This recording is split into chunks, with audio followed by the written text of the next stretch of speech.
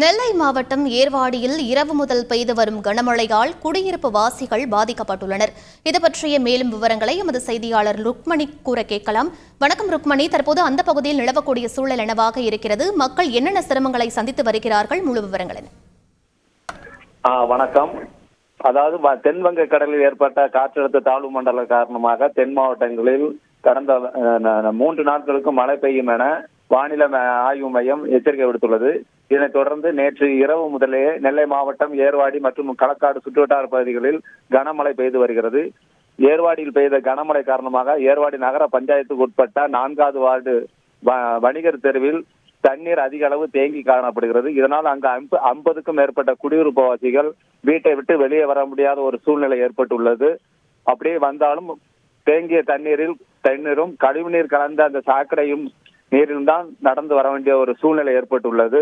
இதுக்கு காரணம் அங்கு முறையாக வாறுகால் பராமரிக்கப்படாததாலும் ஆக்கிரமிப்பு செய்யப்பட்ட அந்த வாறுகாலை சீரமைக்க வேண்டும் என இந்த மக்கள் நீண்ட நாள் கோரிக்கை விடுத்து வந்தனர். ஆனால் பஞ்சாயத்து நிர்வாகம் இது குறித்து எந்தவித நடவடிக்கையும் எடுக்காத காரணத்தினால் தற்போது மழைநீர் தேங்கி மிகுந்த சிரமத்திற்கு உள்ளாகி வருகின்றனர் அந்த குடியிருப்பு வாசிகள். விவரங்களுக்கு நன்றி ருக்மணி. செய்திகளை உடனுக்குடன் தெரிந்து கொள்ள உடனே சப்ஸ்கிரைப் பண்ணுங்க.